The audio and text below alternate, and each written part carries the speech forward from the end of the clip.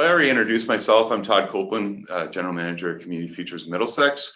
Welcome this morning. We're happy to have you here for our webinar. And what I'd like to do before we get going is I've just got a few quick slides. I'm going to just sort of help build awareness for who we are and what we do. So Community Futures Middlesex, essentially there's four kind of areas of involvement that we get involved in. The top two being business consulting and counseling and community economic development. So we provide business mentoring, consulting support to champion and encourage business and economic development within the communities that we serve. This is all provided free of charge. It can be one-on-one. We also do this through participation in larger stakeholder groups. Small business financing is a big component of what we provide. We're a source of funds to invest in small businesses and also to fund initiatives that are expected to have impact on the communities and in support of the businesses that we support. The last element is the workshops and training, which is pretty evident. This is what we're doing today. It's one example. We used to doing these in person, and we've all kind of had to adopt, just for the time being anyways, webinars is the way to go. And so this is our third of six that we plan on hosting before the end of December, and we'll have another series of workshops in the new year to look forward to. So who we are, essentially our target clients, our customers, those are the entrepreneurs, the small business owners, nonprofits, revenue generating nonprofits and social enterprises. We work at both the county level as well at the lower tier municipality level. I guess the primary limitation is that our work is focused on outside the City of London, which you can refer to as the rural boundary of London. I'll just quickly touch on the loans and financing and highlight a few things. So in terms of investment funds, we do, I mentioned this before, we manage about $8 million in investment funds. And the key point that I want to make here is that we've got about 4 million currently available to work with small businesses and entrepreneurs and to support them. And we do this through a variety of different products, and that ranges from microloans of up to $30,000 for small startups and entrepreneurs and small businesses, to up to $300,000 loans that we can provide to small businesses as well. I'll just highlight this there without going into the details, but we're also identified as a delivery agent for the Regional Relief and Recovery Fund at the moment. So this has been one of the programs that was launched by the Government of Canada. And it's a unique product in that we can, similar to what is offered to the banks, but we were able to provide up to $40,000, 0% interest, no payments till the end of December 2022. And the unique aspect of this project is in the form of the funds is that up to 25% of that is forgivable if that the remainder is paid back by that time frame. So we're quite active in this area right now. We feel that the money that we put out has been able to have an impact and to be of assistance to a number of different businesses within Middlesex County that have been obviously being impacted in different ways by COVID. I think just in general, though, businesses in Middlesex County have been fairly resilient. But we're, these funds have sort of hopefully been able to help better position them to overcome the challenges and the unknowns that we're still sort of discovering every day. So a couple of final things to highlight is to learn more about us, I encourage you to go to our website. We launched this at the end of July.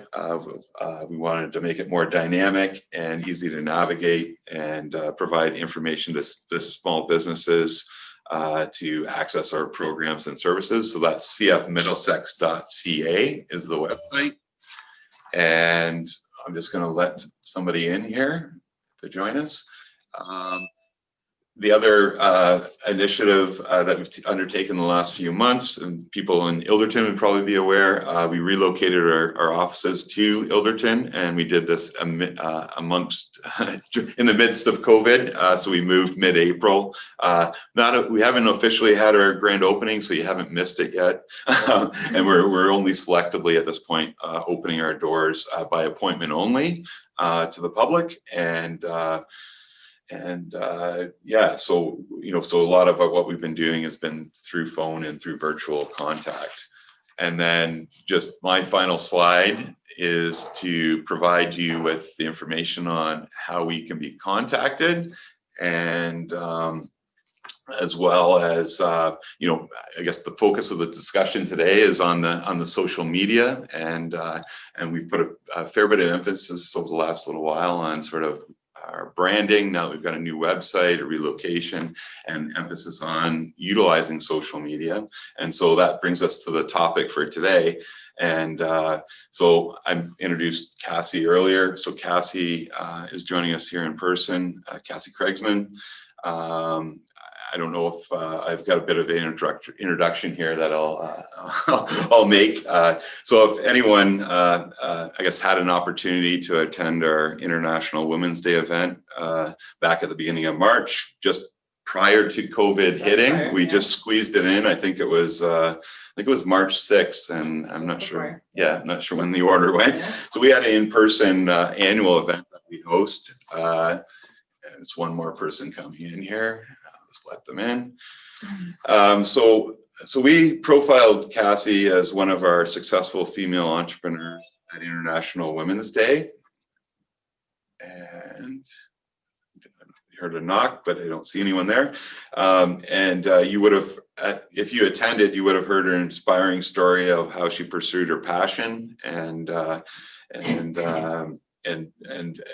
guess her online subscription-based business, which was called Curiosity Box for Kids. And I'm thinking she'll touch on it in her presentation.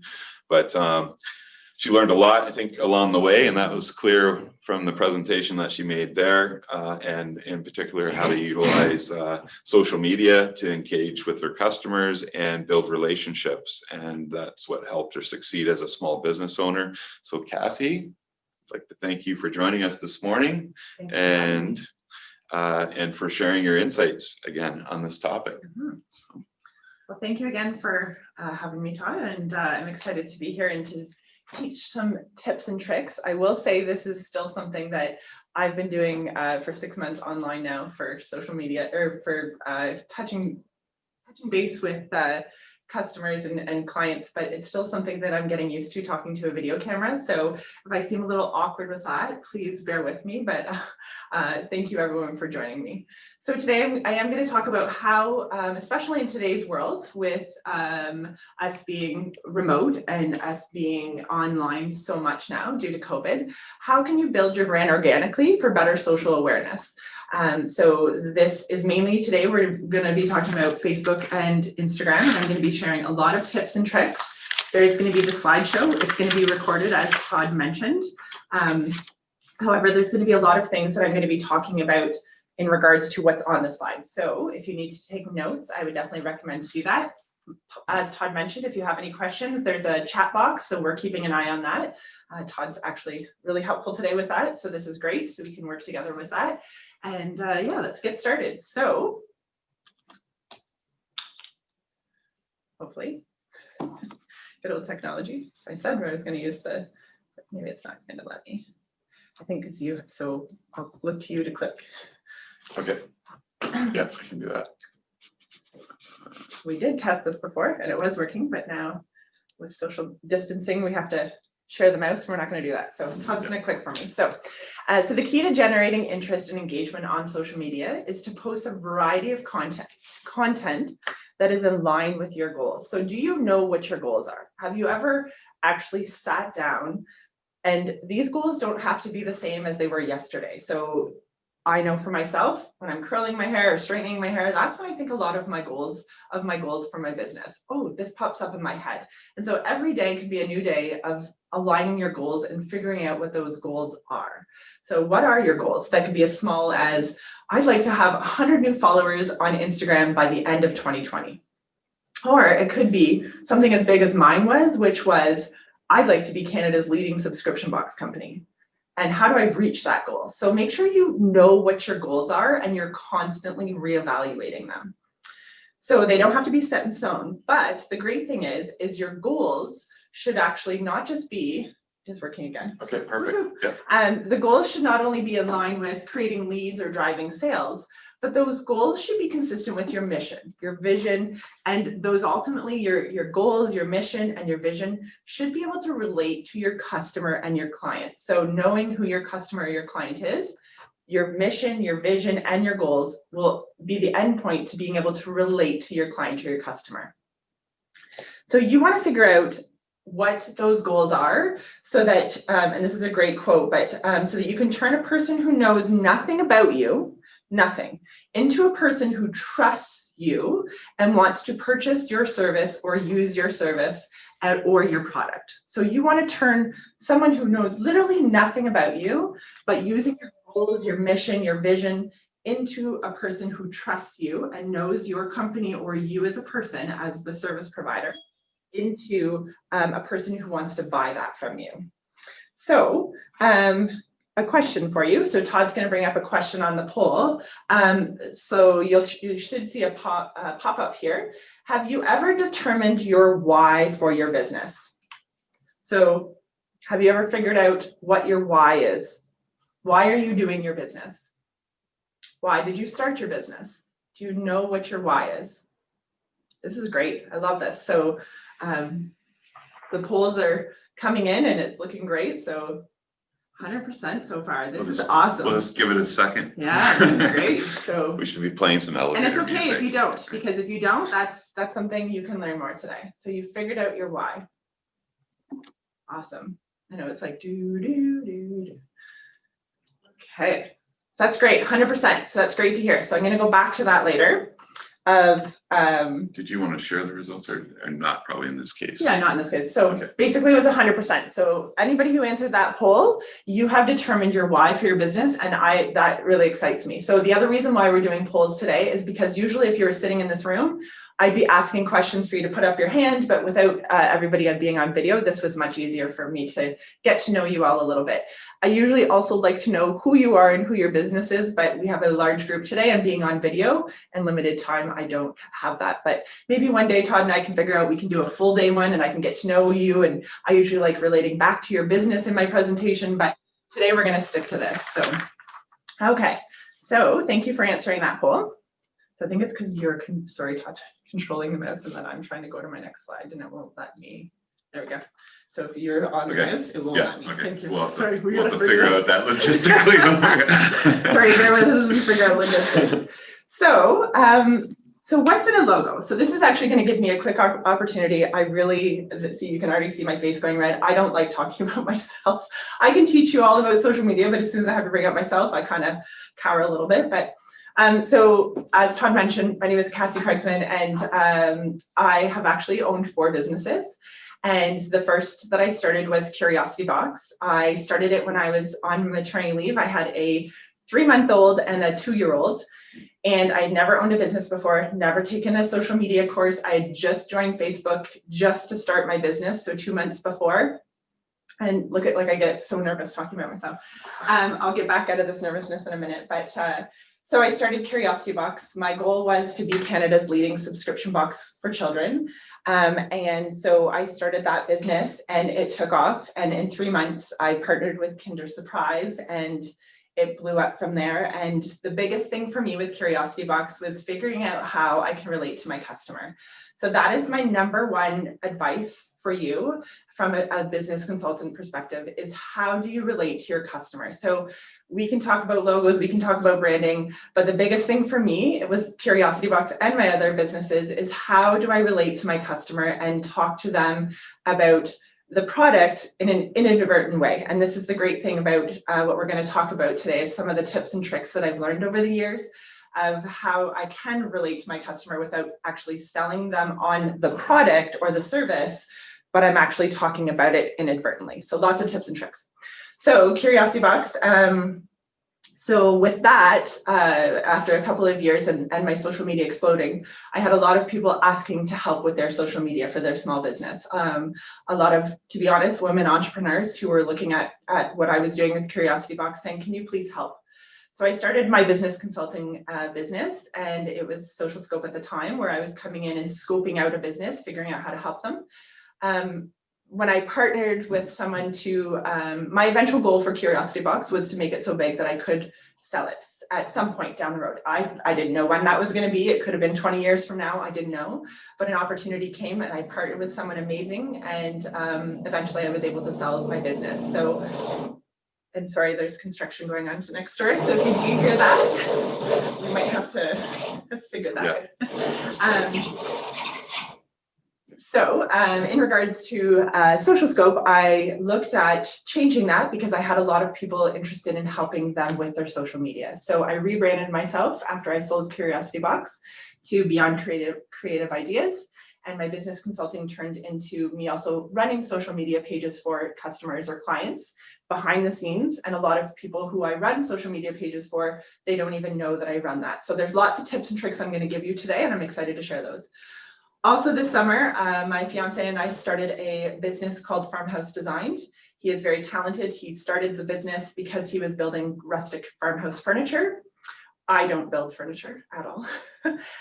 However, he does, and I run the social media and relate to the client. So within 2 months, we've had over 1,500 followers on our Instagram page. We are booked until February, and I'm not saying this to brag. What I'm teaching you about this is that our Farmhouse Designed page is strictly on Instagram. All of our customers come from Instagram, and there's ways that I have run that social media page so that people can relate to Steve and I and our family and build that trust so that they know that our product and our service is going to be 100% great service and a great product, and they're going to be satisfied with that. So there's lots of tips and tricks today I'm going to share from Curiosity Box and from House Design to be able to talk about what I'm talking about. Good. Okay, so what's in a logo? So you'll see here some I've kind of streamlined over the years. What's trending? Is your logo trendy?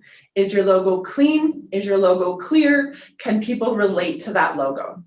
So think about yourself going onto your phone at night, aimlessly scrolling through Instagram or Facebook, and what do you see when you're scrolling? You see people's logos or business logos, and you want to be able to have your logo, and I'm not saying everybody needs to go out and rebrand themselves, but logos these days are very clean lined. They're very bright, they're very simple, and a lot of customers and clients that I've actually changed to the black and white because it's very trendy right now. Not saying you need to do that, but just really look at your logo because it is something to keep in mind when you're on social media, because it's that starting point for people to catch their eye. Does it pique their interest? Does it make a statement? And then is there a story? So the cool thing about our logo, and all of my logos, I could tell a story, but with Farmhouse Designed there is a story to it. I actually just shared it on our Instagram page, and people thought it was the coolest thing. Sharing your logo story or sharing your story or your why to clients and customers is one of the biggest things you can do on social media to build trust and to allow your business to be looked at differently, more personable, more relatable to your client or customer, because that story gives them a little bit more insight into your why and into who you truly are. So we have a story with the Farmhouse Design one. We shared it, and I probably had, I don't know, 8 or 10 private messages back to say to me, that is the coolest story, or so cool, so fun. And they didn't have to do that. These are people I have no clue who they are, but they were able to relate to us and be like, that's such a cool story. So really think about why your logo is, why it is, and be able to share that story with your why. So social media is actually your friend. I'm going to go into some logistics here quickly about Facebook and Instagram, but social media is your friend. But before we get started, I actually would like to do a quick poll. what I would like to know is, do you have for your business a Facebook business page or an Instagram business page or both? So Todd's going to bring up a poll. Is that the one? Yep. So do you have a Facebook page, and it has to be a business page, an Instagram business page, both, or both of Facebook and Instagram, or neither?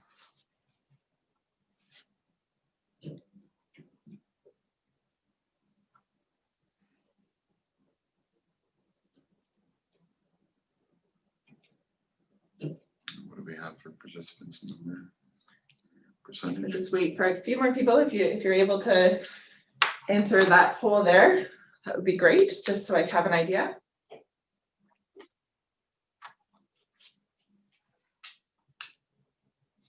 All right, great. So this just gives me an idea of who has what. Do you want to share the results, or do you want to just keep it? Sure, yeah. So this is interesting, so people can get to know. So 5 of you have, or 42% have just a Facebook business page. 50% have both Facebook and Instagram for your business, and 8% have neither. So thank you for filling out that poll.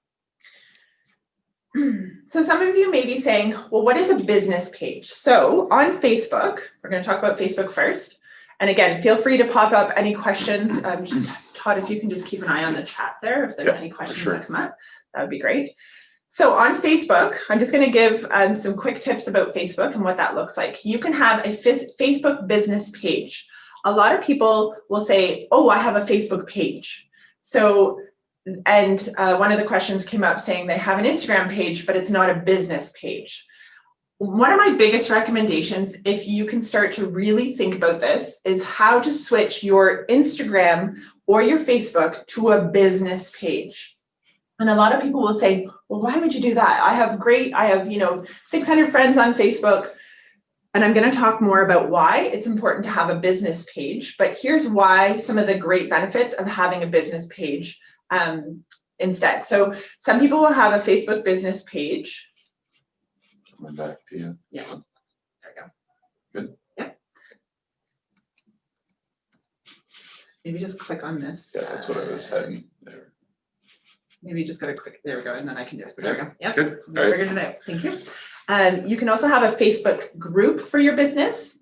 And the benefits to having a Facebook group for your business is, with a Facebook page, it can get lost in the algorithms, meaning it can get lost in the Facebook world. So if you post something on Facebook, sometimes people don't see it. But with a Facebook group, I know some people who have started it can be an exclusive group, it can be a private group, it can be a sales group, it could be whatever that group is. There's a lot of rules to groups, but one of the great things about groups is automatically people get notifications when you've posted something in that group. Okay, so there is some benefits to a group. It is a lot more work to have a page and a group, but just so you know, one of the biggest benefits to having a group is the notifications. So on Facebook, you can do a Facebook post, a Facebook story, or a Facebook live video on your business page. And again, I'm going to go back to talking about why it's so great to have a business page versus a personal page. So I will go back to that. Instagram. So on Instagram, it's so important to have, again, an Instagram business page, not just an Instagram personal page, because you can do an Instagram post, Instagram story, Instagram live video, Instagram IGTV post, which is a type of video that lasts longer than a minute. So some people will say, well, what's the difference between doing a video and posting it, or an IGTV video? An IGTV video has to be, or it doesn't have to be, but your videos can only be a minute, actually technically 59 seconds on Instagram. Anything above a minute would switch over to an Instagram IGTV video. And the cool thing is IGTV, you can click on and find videos within the IGTV section on Instagram. You can use hashtags within there so that you're organically being found. So you can use hashtags are your friend on Instagram. So you can use those on the post, on a story, you can use them on your IGTV, and then you can also use them on a reel, which I'm gonna get to. So, sorry, can you click back to? Sorry. No, Yep. it's all good. And then you just gotta let someone in. So I'm just kidding. Oh, And then an Instagram reel. so I might need to do this then That's for a okay. second. Yeah. No problem. So Instagram Reels are the newest craze right now. In fact, videos are the newest craze on Instagram and Facebook. Why? Because we like to be entertained. So creating some humor into your business is definitely key. Have fun with your videos, because those videos, whether it's on a story or whether it's on a Facebook post, but it can be a video, that creates that trust, and it also creates some interaction for your followers to get to know you as a person more, to get to know your product more. You can have fun with a video with your product in the video. So I've done a reel of us creating a piece of furniture. I know of companies who've done reels with them in funny outfits, so each one. I've also seen some really great videos of, I saw a realtor, for example, do one of some lots available. I've also seen one of farmers doing some funny things in different areas of the farm, so that you can have a tour of the farm. So make your Instagram page where some fun things happen with videos. Facebook as well, but Instagram right now, video is like, it's key. Why? Because they are competing against TikTok.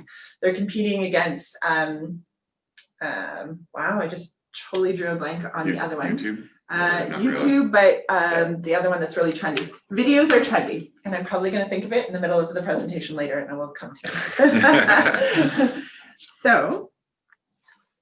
So why should you have social media for your business? So some of you may be asking, why do I need a business page for my business? And here's why. So one, you want to broaden your potential customer base. So when I first started working with people with business that were using their social media as their personal, but also selling, I asked them, when you first started your business and you were sharing it on your personal page, you probably got a lot of sales, because people, those are your friends on Facebook and Instagram. People have chosen to follow you because you're friends with them. Okay.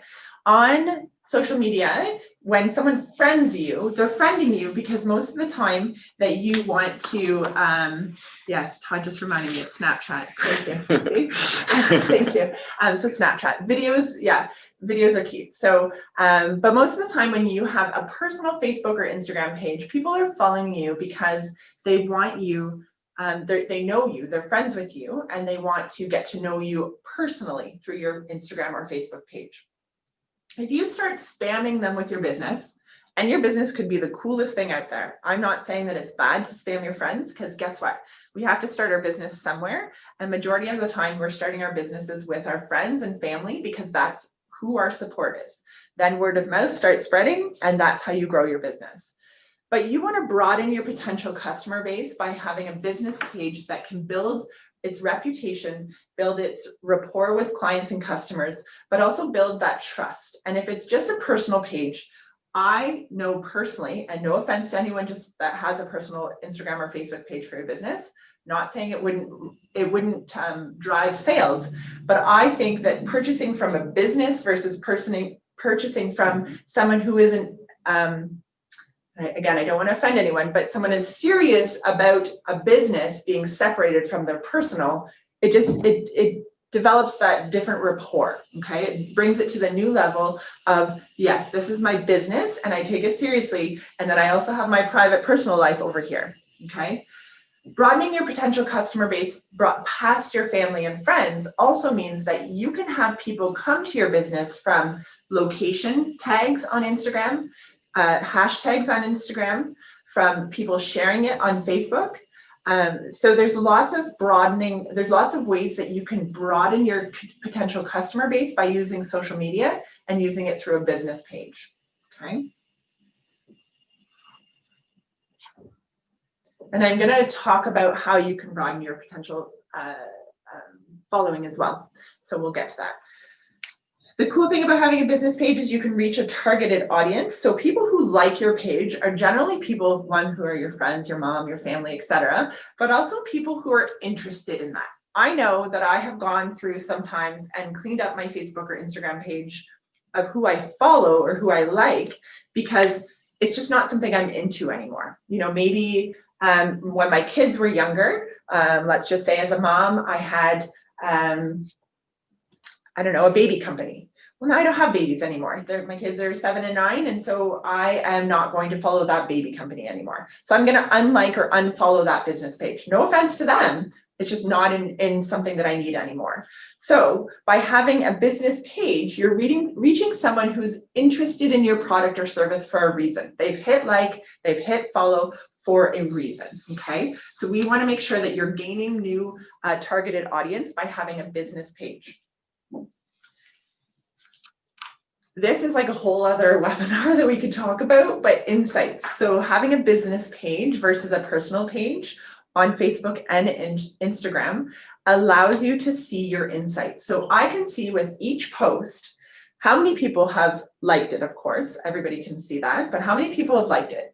From the background, I can see from the back, I can see back end, I can see whether how many women versus men, where they are coming from in the world, in Canada, in London, in Middlesex, where they're coming from. I can see what time of day my post, when I post something at 9 o'clock in the morning versus 8 o'clock at night. I've also, for customers, figured out with those insights that generally moms, I'm going to give you a little tip here, generally speaking, Thursday nights, 8 o'clock on, are the best time for moms to shop on Instagram and Facebook. Don't know why. I'm one of them, guilty of, most likely because it's becoming the end of the week. We're tired. We, aimlessly just want to get onto Facebook or Instagram and just scroll. And it's getting to be the weekend and we're not thinking about work as much anymore. And now we can shop. I think a question just came on. Okay, yeah, can I just, I just want to see Yep. if it's relatable. Okay. So that's a great question.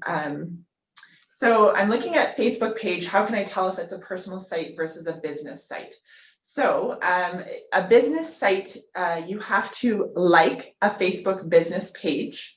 If it's a personal Facebook page, you have to friend request them, okay? So if it's a public business page, you have to like it. And if it's if let's say you came to find, I'm just going to give myself as an example, Cassie Craigsman, you would have to friend request me on Facebook, okay? Did you get this, So if I have a separate business Instagram, but it's not set up as an official business page through Instagram, does that make a difference? I feel concerned if I switch because the algorithm will change. So it is something you can switch. It is a bit of a risk. I get the worry of switching that due to the algorithms. It doesn't necessarily change your followers, but yes, it can change your algorithm. But that's why I'm hoping today that you can learn enough tips and tricks so that when your posts go on Facebook or Instagram, you're playing with the algorithm and you're getting more interactions. But yes, we can definitely talk about that after if you have more questions at the end. So great questions. Sorry, Todd, can you click on this for me again? Is it in the, Perfect. perfect. Perfect. So those insights, I just want to go back. So those insights can be so helpful for your business, and they just introduced them on Instagram a few years ago, and they've been a game changer for me for running people's social media pages, but also for my own business of seeing what is interactive. The cool thing you can see is you can see how many people have visited your page. You can see how many people from one post. You can see how many people have saved that picture. It's such a great tool to have. And like I said before, I can also get to know who my target audience is by looking at my insights. And if you don't have a business page, you can't look at your insights. Be accessible. So one of my biggest things is, how can you be accessible if you're not having that presence online? In the good old days, we had yellow pages. Then we went to Google.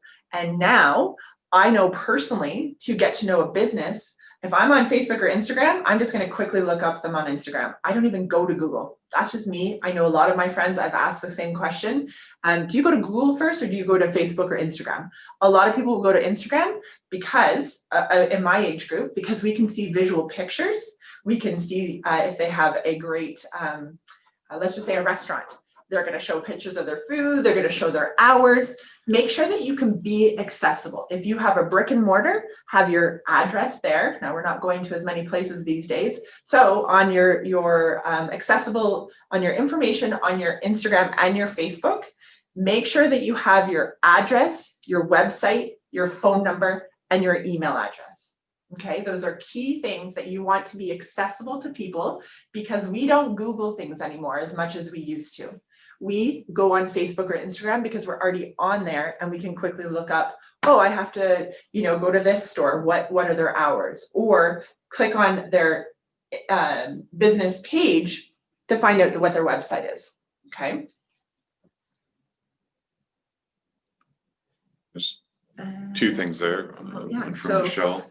So thanks, Michelle. That's a great tip. You can still see the insights through a creator account if you want to get into that detailed. But there's so many other, that's a very good point, but there is so many other great things of having a business page. And like I said, I personally think the number one as a business consultant is that you can build that relationship and that rapport as a professional business or service through a business page versus a private personal page. Just my opinion. So what if we work from home and we don't want our home address on our pages? Great question. So if you don't have clients or customers, if, like I said, the address is mainly for a brick and mortar. If you have a storefront, or if you have someone who knows your store hours and can come and shop, or be like, let's say you're a massage therapist or a physiotherapist and you rent it out of your home, you would want to know what your address is so people can click, and hopefully you can also have it linked so that it goes right to Google Maps, because the majority of people are using, to find an address these days, they're using it so that they can click and it goes right to their map. Okay, so great question. So the last point is that we can continuously connect with your potential clients and customers.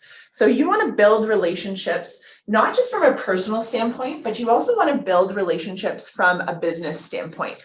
So that again is yes, people know that Steve and I are running Farmhouse Designed, but they also know that we're running it from a personal, this is our personal business, but here's our brand. So we've branded ourselves to continuously connect to our potential clients and customers. Okay.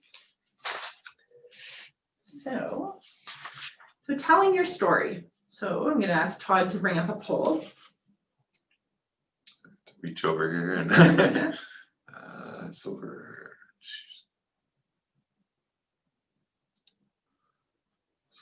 So the next poll that we're going to be doing is, have you ever shared your story to your customers or clients on social media?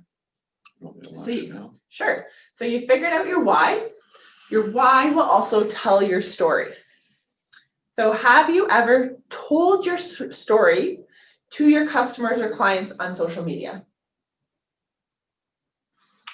We're just going to let that run for a minute.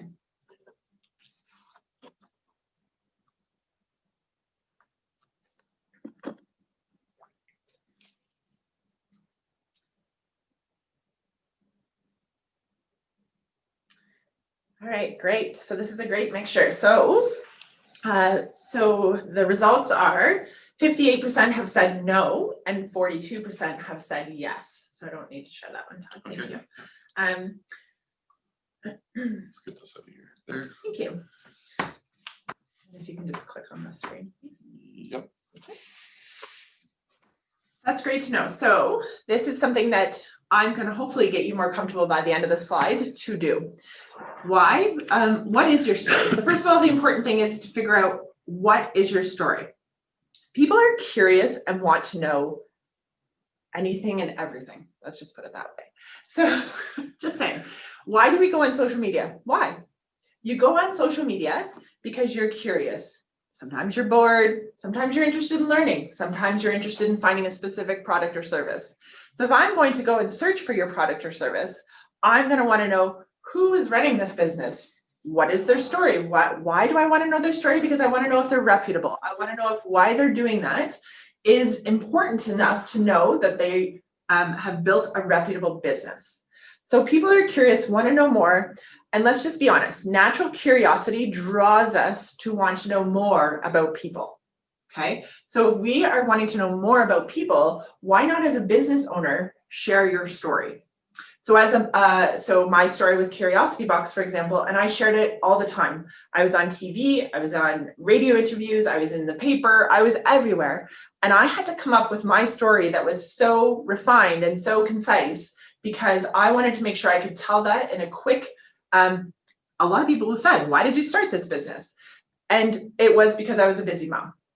That's my straightforward answer. I was a busy mom. I wanted a box that came to the door, but that story evolved over time. So what is your story? It can start from your story can start from why you started that business, to how the business has evolved, to figuring out who your clientele is. So I'll tell you a really interesting fact that I was going to tell you later on, but it actually goes with my story, is for Curiosity Box, I always thought busy moms were going to be my client. I really did. I thought, I'm starting this business. My story is I was a busy mom. I would love for my older son, while I'm dealing with whatever, before even I started business, being on maternity leave, 2 kids under 2, how cool would it be to have a box come in the mail that was themed crafts, and we could sit down. I don't have to go truck 2 kids in the winter storms to go. See, this is my long unrevised version of the story. But I didn't want to truck 2 kids to Michael's or the dollar store. And a lot of people would say, well, I can get this stuff at the dollar store. But how cool would it be for my son to get a box in the mail? Because we know that getting a box in the mail or a package in the mail is the coolest thing in the world. And let's face it, these days kids don't do that anymore. Most kids don't get mail. And so that to me was the coolest part about Curiosity Box. So my story was, I really wanted to see my son's reaction also receiving Curiosity Boxes. And sometimes I did mail them to him so that he could still receive that and feel excited. So that was my story. As a busy mom, I just wanted to help other busy moms. So I thought moms were my target. So for the first year on Instagram and Facebook, that's who I targeted, busy moms. But meanwhile, over the years, I figured out that my client and my customer who was actually telling their story to me and figuring out who was purchasing was actually grandparents. So my story had to change. And the part of my story that I just told you that I really focused on telling on social media all the time was the part of getting a box in the mail. Because guess what? Grandparents live in BC. Child lives in Ontario. They don't get to see their grandkids very often. It was the perfect birthday, Christmas, I miss you, I love you. And it was the perfect way for families to interact virtually. The kid, or in person, the kiddo gets the box in the mail, grandma FaceTimes, and they get to experience that Curiosity Box together. So my story changed over time. So figuring out what your story is and how to tell that on social media is key, because it can come up over and over again to talk about your service, talk about your product in person, but you're not selling them. This is my biggest thing. And it was really cool. I will share a quick story. I presented this to my fiance a couple days ago because he hadn't seen it from start to finish. And he went halfway through it, he went, whoa. He's like, you don't actually go on to Farmhouse Design and say, coffee table, X dollars to sell them. I'm like, nope, never have. And he's like, but every time you post a coffee table or a console table, we get orders. I'm like, uh-huh. Because there's ways that you can still tell stories. So what I do is I talk about the customer or the experience of why the customer is buying it. Why? Because it's a story, and people like to feel good about stories. People like to know the story behind that piece of furniture. People like to know the story behind that kid smiling with the Curiosity Box. Telling your story and telling stories that relate to your product and service is a free way on social media to connect to clients and customers. So mine are moms. So Steve also, my fiance, also went, whoa, our target customer, or I tested him actually, to be honest. I said, who is our target customer? And he's like, I think moms. And I'm like, yes. He's like, whoa. He's like, so we're selling to moms.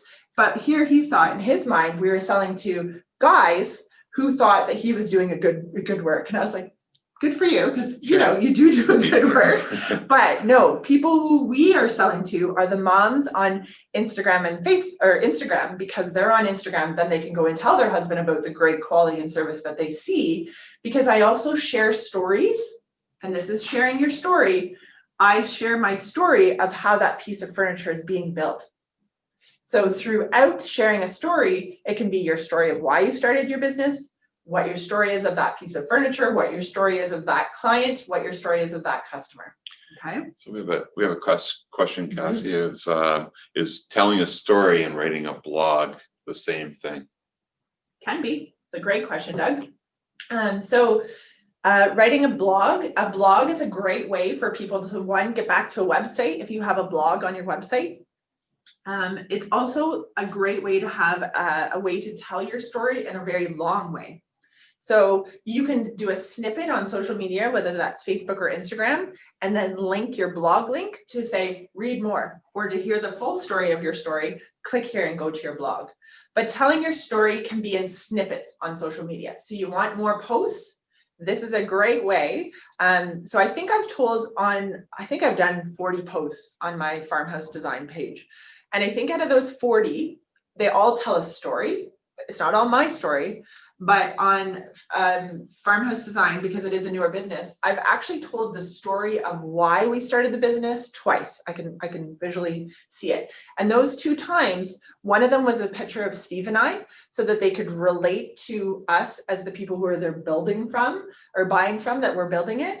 And they can also get to know our story of why we started it, what our goals were. We shared, our goal is to eventually own a farmhouse. Okay, so we weren't afraid to share that story. So people are like, that's so cool. What kind of farmhouse? And I think we got so many comments and interactions, because here's the thing, guys, you tell a story, people can relate to it. People get happy and excited for you. It's heartwarming, but what do? They're going to help you. They're going to help your algorithm. You're going to help your insights. They're going to help your stats by liking it because it gave them a good feeling.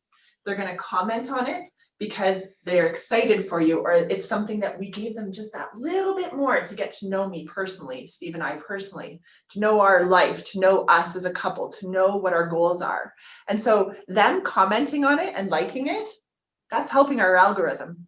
Because one of the biggest things you need to know about Facebook and Instagram is that the more likes, comments, and shares that you get on Facebook and Instagram, the more Facebook and Instagram are going to show your posts to people, okay? And I can't tell you what the algorithm is on Facebook and Instagram because it's a top secret and it changes every day. But I can tell you, the more people that like or share or comment is going to help your algorithm on social media. So Wendy made a good point. Facts tell stories, sell. Facts tell stories, sell. Great point. So it goes along with some of the other things I'm going to teach in here, but yes, Wendy, that's straight up facts tell, stories sell. I think stories don't only sell, but they also help build a reputation. Okay.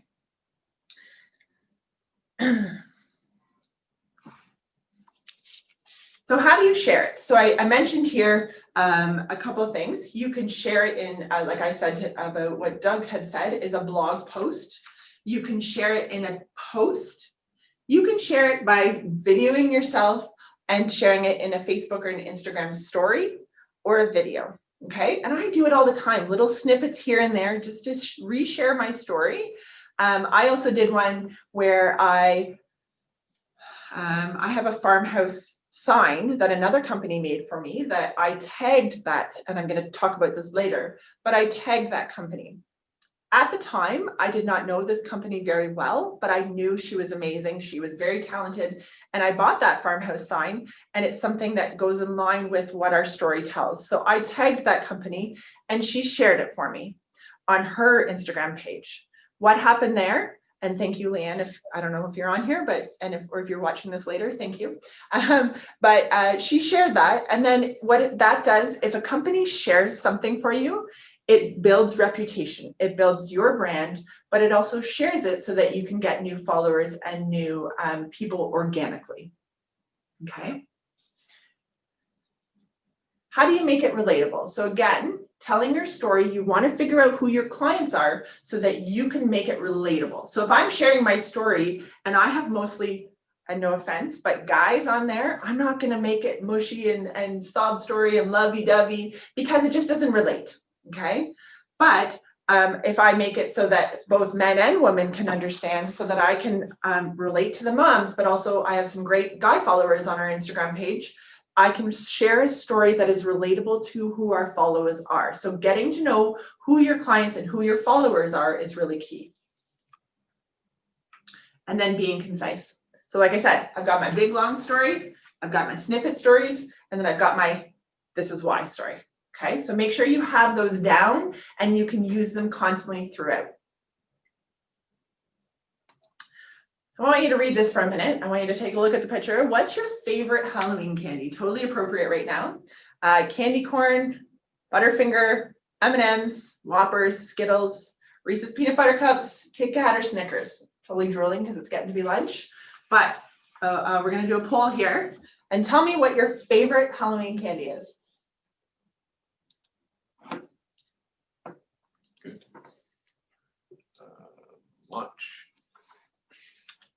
So a poll just popped up. Pick one. What's your favorite Halloween candy?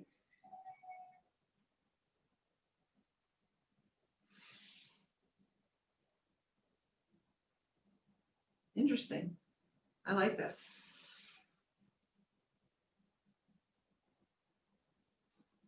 All right, we've got a clear winner. This is fun. So number one winner, share the results. Number one winner was peanut butter cups. Then we had some M&Ms, Skittles, a couple Kit Kat, and a couple Snickers. So this is something fun. Todd's laughing at me because when he saw this, he was like, what does that have to do with your presentation? But, and I did this with Steve the other night too, and it was really interesting. So I want you to think about this post coming on Instagram and Facebook. Okay, let's talk about it on Facebook quickly. Can I close that? Yes, you can close that. Yeah, Yeah. thank you. Yeah. What this picture just did for you is you to go, oh, she wants me to answer a question. Okay, and you were kind of forced because it was a poll. But scrolling aimlessly on Facebook or Instagram, what did this do for you? And I wish you were all in person because I would love to hear your feedback. But Steve's reaction, Todd's reaction was, well, it made me think about when I went trick-or-treating as a kid. What did I get? Emptied the bag. It made me, I remember sorting my candies. Or then I also had someone, when I did this, I presented this to someone else too the other day, and they said, what also makes me, it reminds me of which ones I steal from my kids when they come home with all their candy. So it tells a story. It makes you feel something. Having a post like this has so much potential to have interaction that has nothing to do with your business.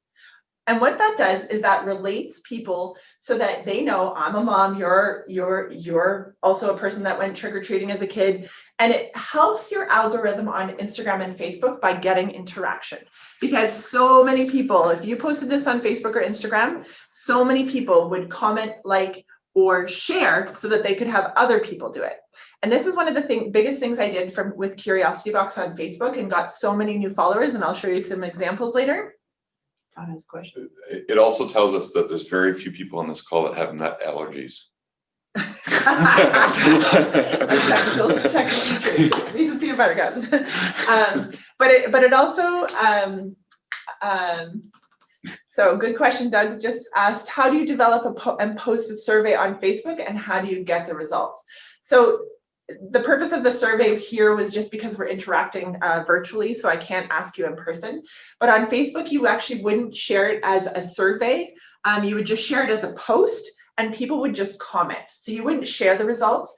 And the results aren't actually the important thing here. What the important thing from a business standpoint is that people are liking and commenting on your posts and interacting. Because the more interaction that you get, whether it's related to your product or service, the more interaction you get, the more Facebook is going to show them your posts on Facebook or Instagram. That's the good old algorithm. So something like this, you might get 20 people commenting, and what it will do is it will increase, because every time Todd comments on my business page, Facebook puts it back up to the top of the algorithm because one of my customers or followers has commented. And then it allows more people to see it. But if nobody comments, nobody likes it, nobody shares it, it keeps dropping to the bottom of the algorithm. Okay, so I'm going to explain why this is important and how you can continue to do this with your business. Sorry, Todd, can you click back to the screen? Yep. Thank you. Good. So I'm going to talk about 6 ways of using social media that will drive natural engagement. This is just a fun little thing that you can read on your own there. So I'm going to talk about connecting, inspiring, entertaining, engaging, promoting, and educating. So there isn't too many sales things here. This is natural ways you can interact. And like I said before, when I post a piece of furniture on our farmhouse design page, it is not about selling that piece. It's about interacting with the client, the customer, the follower. Okay. Let's talk about connection. So find out who your customer is. So this is why I was saying, do you know who your client or your customer is? Do you know who that is? Do you know how to relate to them? And share posts or stories. So the connection is key. What's happening behind the scenes? So one of the cool things, once you know who your client or customer is, the cool thing is they're going to want to get to know you more because you have that connection in common. So people love to know behind the scenes. We're all nosy. We're all curious, I should say. Curious is the more politically correct, nice way to say nosy. So we're all curious to know what's happening behind. So when I would get new products or service, or new products with Curiosity Box, or when we're building a piece of furniture, I am constantly sharing little snippets of, I'm unboxing this, I'm making this piece of furniture, giving them behind the scene things, scenes of snippets of what's happening is key. Behind the scenes also doesn't mean just about your product or service. Behind the scenes means they want to know about you as the business owner. One of my most watched and commented Insta stories was last week when my kids got their Halloween costume. They're going to be these big, huge blow up dinosaurs. So they get inside and they've got these little motors that are blowing a fan that's blowing air into them, and it's massive. And they waddle and it's hilarious. I shared Halloween costumes have arrived, has nothing to do with farmhouse furniture, but people watched it, people rewatched it, people rewatched it, people rewatched it because it made them feel good. It made them laugh. Their kids watched it. And I actually had a customer message. I probably had, I think, over 50 responses on Insta stories of people going, oh, goodness, that is so funny. My kids watched it. They want to know, where did you get that costume from? You know what? If a customer who had never bought from me before reached out to me saying, where did you get that costume from? That is still an opportunity for me as a business owner to interact with them. Whether or not it's selling them, it's still giving them that reputation that I'm going to, one, respond to their question on Instagram, but I'm also going to give them some insight on something else. And I'm going to talk professionally and kindly and use a few emojis in there to be excitable, because people love to interact with people. And so building that rapport is be like, hey, I got it off of here, and giving them a link. Sure, I'll take a couple seconds to do that. Okay. So what's happening behind the scenes? And then share your personal or employee stories. So highlighting yourself, I know that's hard. I even struggle with doing it. Highlighting your employees, highlighting, I know the Small Business Center has highlighted board members. So highlighting people who work there, introducing them, telling them 5 things you didn't know about them, just sharing and making yourself and your employees more reputable and more relatable. So that having that connection. Inspiration. So I put up a little quote here. You've got to get up every morning with determination if you're going to go to bed with satisfaction. I'm going to guess that most people on here could actually share this quote. I know I could share it. I could share it I could have shared it from Curiosity Box. I could share it from my business. I could share it with Farmhouse Furniture. Why? Because it's relatable to my client or my customer. That could be the busy mom getting up every morning and having determination. I'm going to be on time today. I'm going to get those kids ready and out the door, and I'm going to get to work, and I'm going to have a great day. And then going to bed with satisfaction that you had a great day. So sharing quotes or, and I'm going to talk about other things to share here, can give that client an insight to know that you're still thinking about who they are versus trying to sell. Okay. And what happens with inspirational quotes? People like them.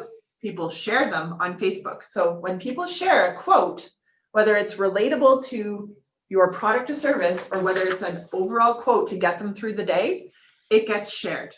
The more things on Facebook that you can have free shared for free, didn't make sense, right? The more Facebook is going to show, and then you could get a few likes out of that one quote being shared. One of the biggest things with Curiosity Box that I would do is I would share I'm going to talk about that. Sorry, I'm getting ahead of myself. So quotes are really good to share. And like I said, if you're going to post a quote, make sure that it is a free image that you can look up for copyright purposes, because we want to make sure that you're not copywriting. And if somebody else shared it, make sure you tag that business. Make sure that when you're doing the quote, if it is someone specific, that you have their name there for who quoted that. Facts. So this kind of goes along with Wendy's facts tell, stories sell. So you want to do, fact. One of the coolest things I do for facts, and it's in a fun and engaging way, is on our Instagram stories, there's an option to have a poll.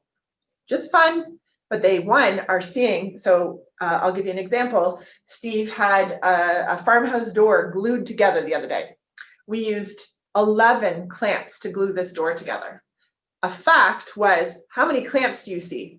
So it's a fact, but it's also teaching them to have fun and answer, do you see 7, 9, 11, or 12 clamps?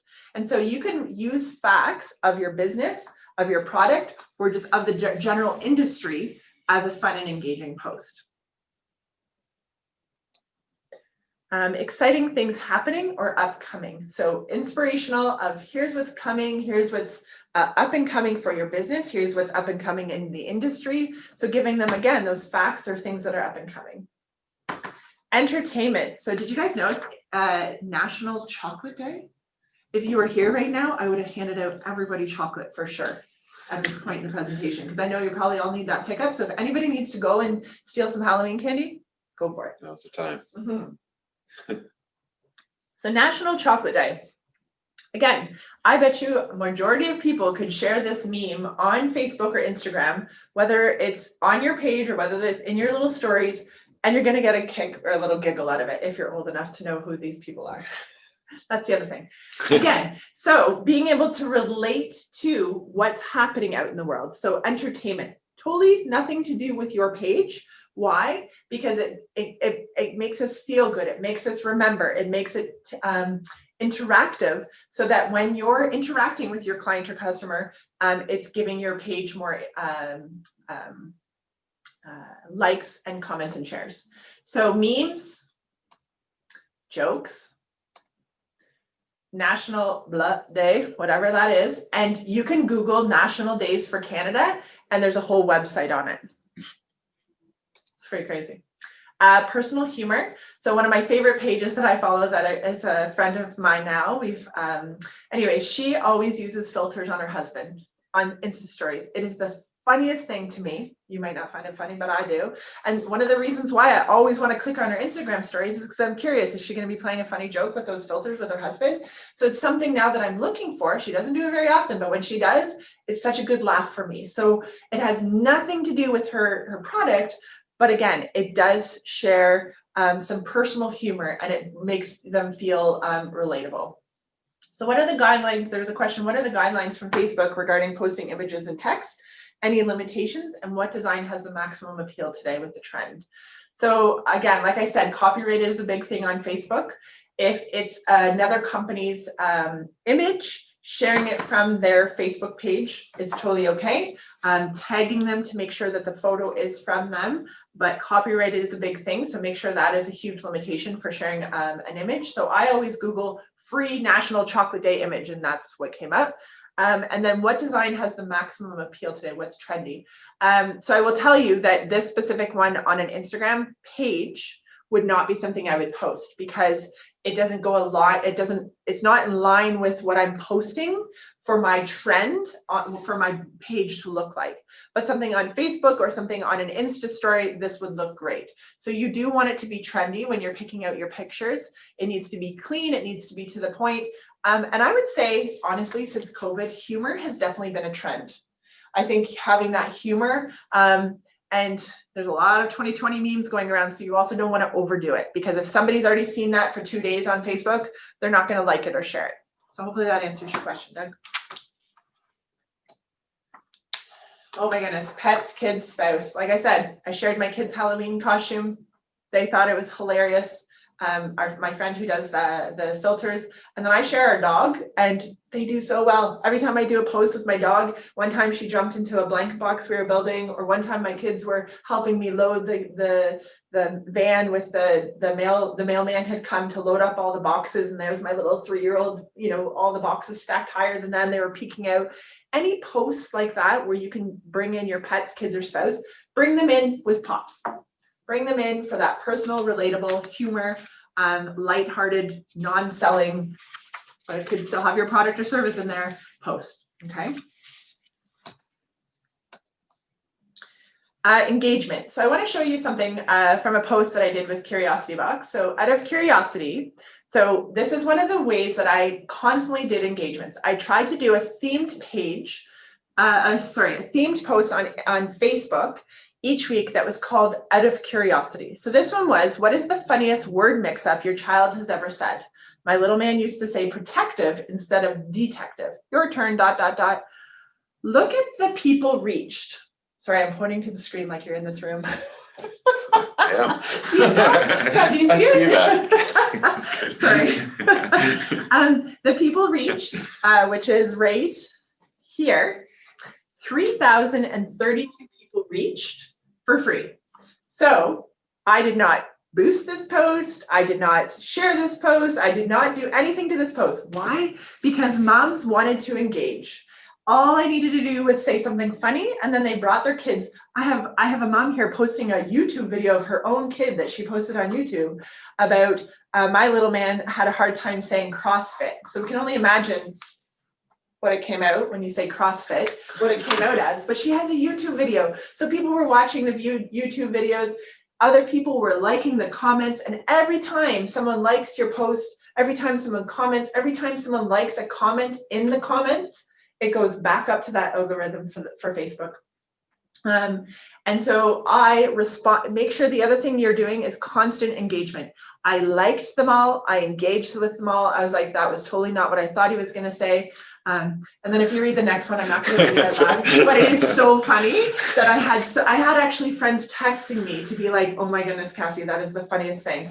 So having engagement and bringing that humor in again is really important, because when we're on social media, we want it to make us feel good. We want it to make us, you're wasting I shouldn't say wasting. Wow, that was a really strong word. You're sometimes aimlessly scrolling through Instagram or Facebook. And so we want it to be lighthearted sometimes. It's not always about the self, okay? So you want to ask questions. Another out of curiosity. So this one was kid related, but a lot of my followers on Facebook and Instagram were moms. And so one of them, I remember another really good interactive one was, out of curiosity, what is the color of your themed Christmas tree this year? I was getting pictures posted on there. I was getting links to stores, small businesses. I didn't care. Come on, people, keep commenting, keep liking. And I probably had over 150 people comment on that one. And it was literally nothing to do with Curiosity Box. I was asking as a mom, I wanted to switch up my theme of my Christmas tree this year. What colors are trendy? Which ones are you going with? And it was a very interactive post. Fill in the blank. So again, that's something you can ask in your post. It can include a picture. Capture this post. So you would do a post of, let's just say, a piece of furniture that looks, maybe I find a piece of antique furniture at a store. I could post it on my page and say, capture this, and tell me what they think what that looks like. Again, all it's doing is giving interaction to get your posts back out there naturally in the algorithm world of Facebook and Instagram. Surveys. So surveys can be done through Insta stories, so that way you can bring up a poll. Now we're in the dark, so hopefully you can all see us. I feel like this, Cassie. Sorry, trying to get the lights back on. Everything is so high tech in here. Okay, 1 second. And then having themed days. So your theme days could be the out of curiosity. It could be themed as in, we're going to have Tech Friday. We're going to have Follow Friday. We're going to have whatever that is. Throwback Thursday is a really, really good one. So on Curiosity Box for a while there, I was doing Throwback Thursday. Do you remember these as a kid? Throwback Thursday. Which one did you play with more, marbles or jacks? And people would comment and be like, I wish my kids had these. I wish my kids would play with marbles. Go ahead, people, keep on commenting. Tell me what it made you feel as a kid, because you're helping my Facebook algorithm. And I'm also getting to know you more as a client, to know that you would like your kids to like Jax, or your kids to like marbles, or your kids to like this inside a curiosity box. So not only having that Facebook engagement or the Instagram engagement gets your algorithm going, it also gives you an insight of who your clients or customers are and what their likes and dislikes are. Okay. And then idea-based photos. So here is the only sales one that I'm going to talk about, promotion. So a very great way to promote yourself without actually promoting yourself directly is by asking for testimonials. So there's two examples of how I would share testimonials, and I did it all the time on Curiosity Box. We love getting great feedback, so I'm not going to read this. So one of them is an actual quote, and I always would say we love getting feedback from our customers, because what would that do? Well, you can see there, Joan actually commented, said, how much does this cost? So she was interested because she saw that it was reputable. She saw that people liked that post, and someone is saying that made me feel good. So there, she was like, how much does that cost?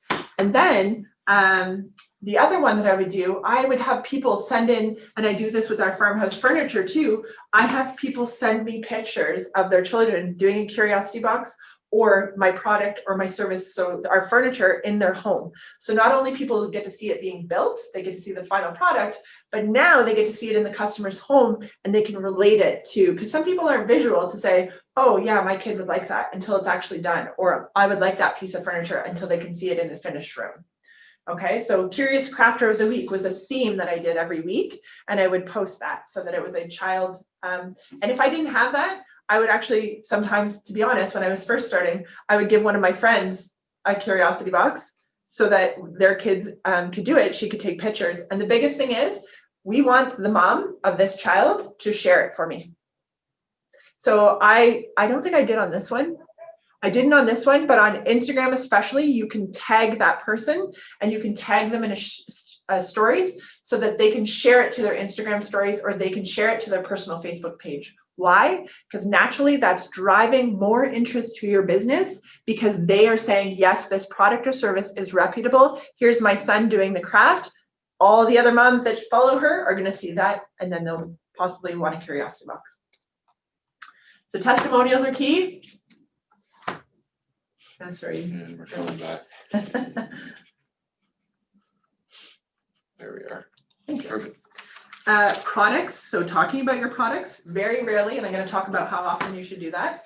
Any discounts, any sales coming up, and then a giveaway or a contest. Okay, so that's promotion. I'm just being mindful of the time. Education. So one of the clients that I support is a spa. 50 ways to take a break. So I Googled this. I am not going to take this picture necessarily and post it on the spa page. What I'm going to do is I'm going to take the top 5 things out of this, because this just gives me an idea. I'm going to create my own post for that spa, and I'm going to put the spa's logo on there, and I'm going to say, hey, this weekend, take a break. Has nothing to do with coming into the spa, but I'm giving them educative tips and tricks to be like, at home this weekend, take a break. Here's the top 5 ways to take a break. Eat a meal in silence. And I'm going to have my own graphics, my own picture, and I'm going to share that on the page. So this is just an idea. When I Googled images for 50 ways to take a break, this came up. Awesome. I don't have to think about it. I can get 5 from here, and away I go to make my own image. So educating them on, so a spa, for example, you can feel very relaxed when you go into that spa. But what are 5 ways I can make them feel relaxed at home, and for them to thank me in their head from a spa perspective of, oh yeah, I love how the spa always gives me tips and tricks. Okay. Different techniques. So sharing little insights on your techniques. Maybe you have a new technique that you're excited to share. And you know what? A lot of people, when I brought up techniques in the past, have been like, well, I don't want to share my tips or my tricks or my techniques. Why? Don't be afraid of your competitor. Your competitor, if they're going to use the same technique, great, but you need to master and kill that technique so that you are really good at your product or your service, and you're not going to be afraid of competitors. I had so many people copy us for Curiosity Box, try and copy us. And this is where I am confident in any business that I do and any customer that or client that I support through my business consulting, is you need to be confident in what you do. You have to be confident because you are going to be the educator. You are going to sell your product. And yes, there might be people that copy you. There might be people that take your technique, but you need to be confident that you do that so well that it's a compliment when somebody copies you. Okay. So that is just one big tip and trick. Sorry, I got really serious there. The camera. So trends in your industry, and then up and coming news or events.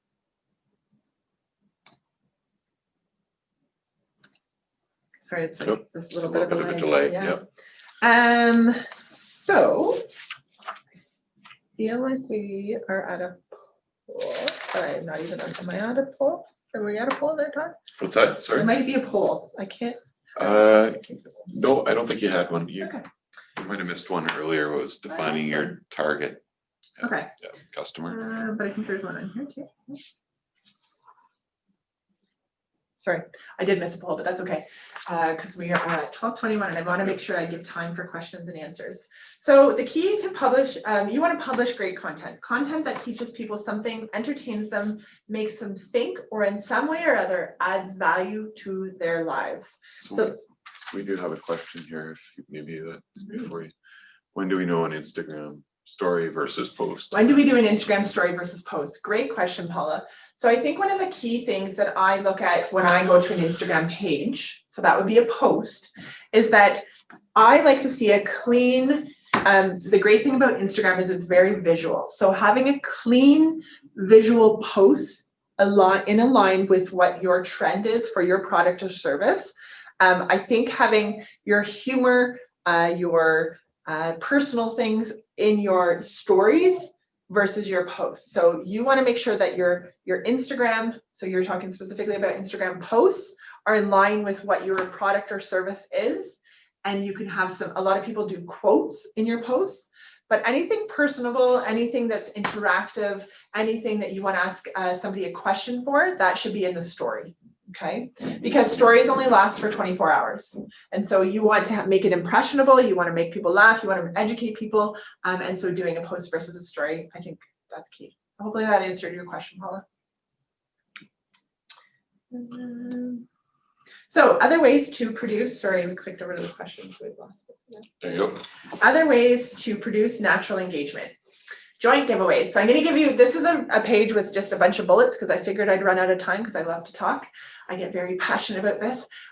So these are some really quick ways for you to gain new followers and build natural engagement. And Doug, I'm going to get into your question in a minute. Let me just finish this and then we'll go back to Doug's question. So one of the things that I did right away when I started the farmhouse design business, and I also did it with Curiosity Box all the time. Please do not be afraid to reach out to other companies, small businesses to ask them to do a joint giveaway with you. It is going to build your reputation. It is going to build your audience. It is going to do it so naturally. And all you need to do is do a giveaway. Now, I will say you do get some people who follow people just for giveaways and free stuff. And one of the biggest fear of some of my clients and some of the people I've done giveaways is, oh my gosh, it's going to end and then we're going to lose people. Let them go. If they came to you for the giveaway, they didn't win, let them go, because they are not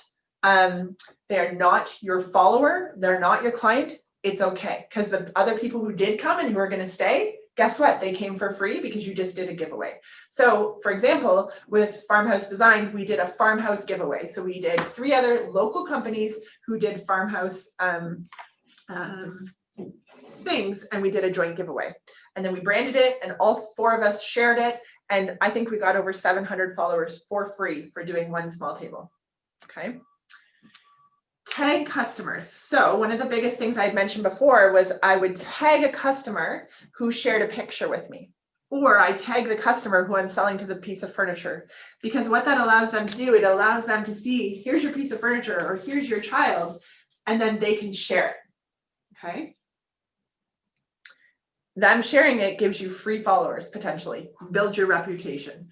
Tag other businesses. So if another business helped you, or another business gave you a technique, or it's their picture, always tag the other businesses.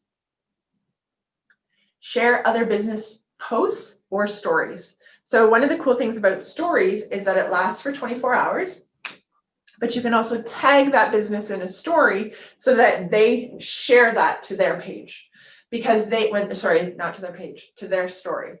So when they share things to their page or to their story, we are now accessing their followers to potentially see our business, okay? So it's really important to tag someone, personal or a business, when you share something in relation to them.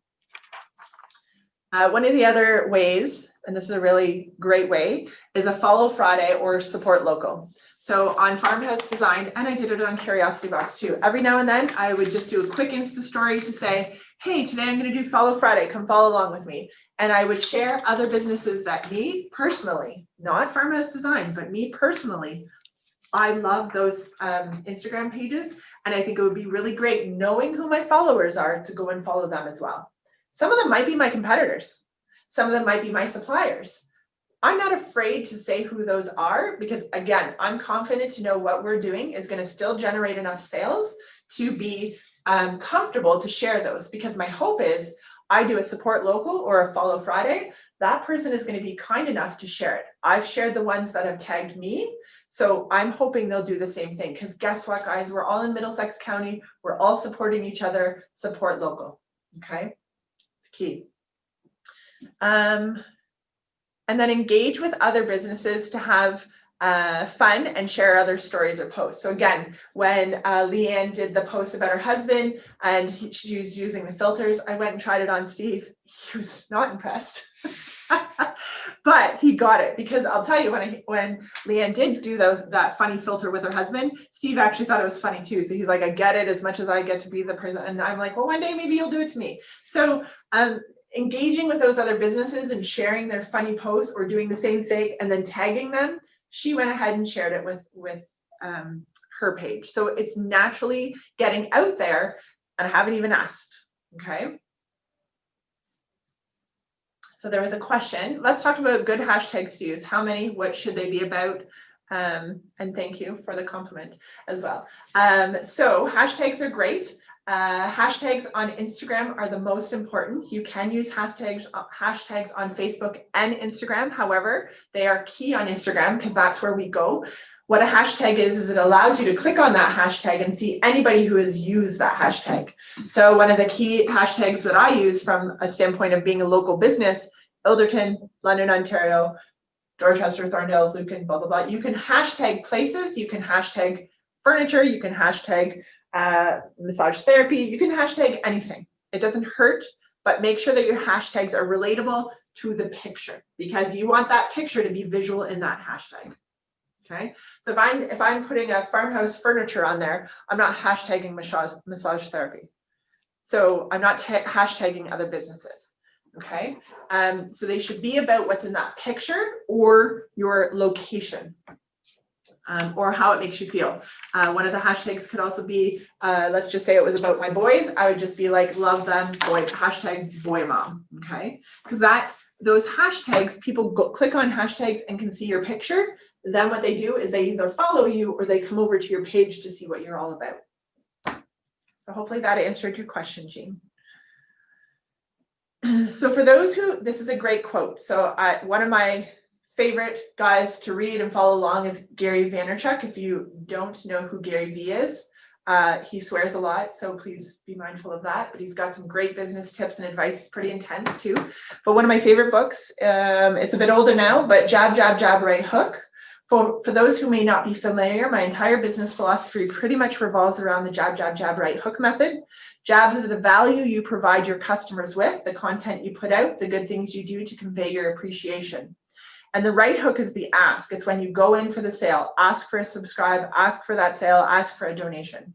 So this has been my philosophy ever since I read that book when I first started Curiosity Box, because it came out the first year.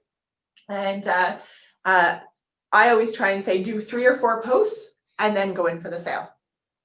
Okay. And then Doug, I'm going to answer your question about, well, for nonprofit fundraising in COVID world, would you recommend using Facebook or GoFundMe? I would recommend using GoFundMe and posting about it all over Facebook so that it can get shared. Hopefully that answers your question. That's pretty. That's a question. So that is my presentation. We are right at 12:30. I know if somebody has to leave, I will not be offended, but please ask any questions. And I really, really hope, I would actually like to do a quick survey, maybe if Todd, there's not a formal survey, but can you answer yes or no if you learned one new thing today? I'm curious. So on the participant one, Todd, there's a yes or no. Yeah, we can take a look here at the roll in. So yeah, so if you roll in, so there's a yes or no button.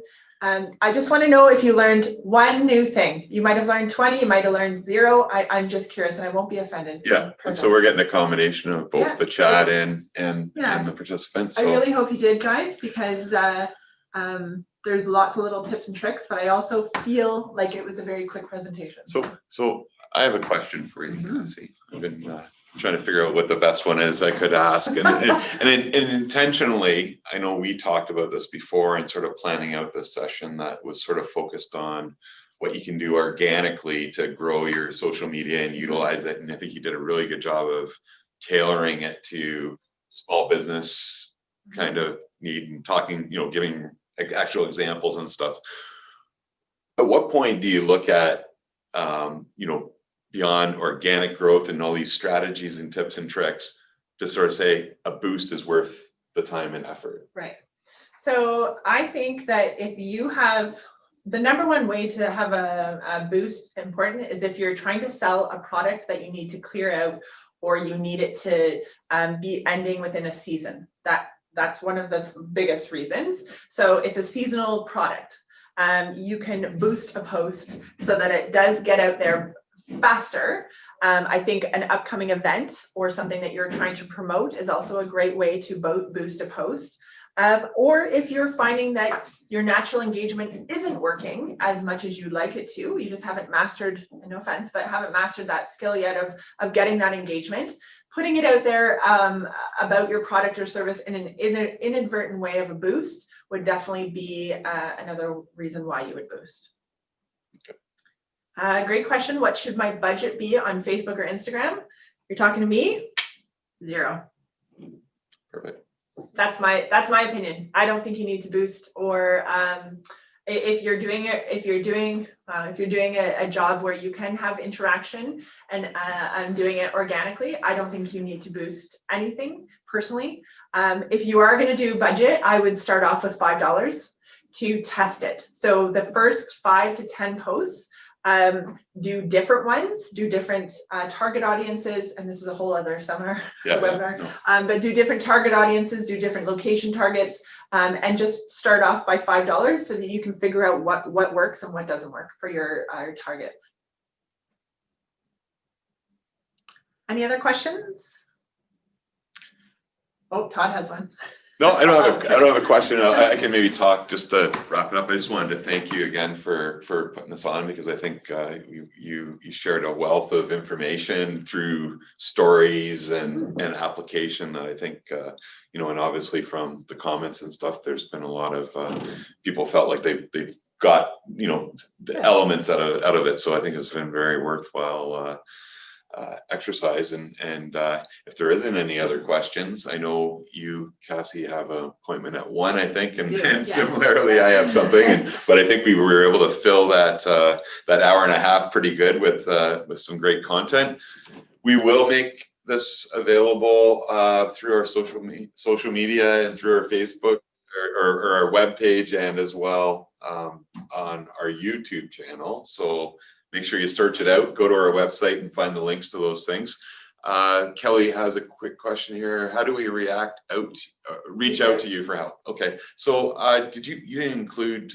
I didn't include my business information. I think the biggest, I don't know. Generally, if you wanted to contact us, we can put you in contact with Cassie, I think, right? You can do it that way. Yeah, great. So thank you everyone for joining us and for the great questions and as much interaction as we could. Yeah, thank you. I see lots of thank yous coming in, so thank you. Great. Thanks a lot, everyone. Have a great day. Yeah, have a great day. Enjoy the sunshine.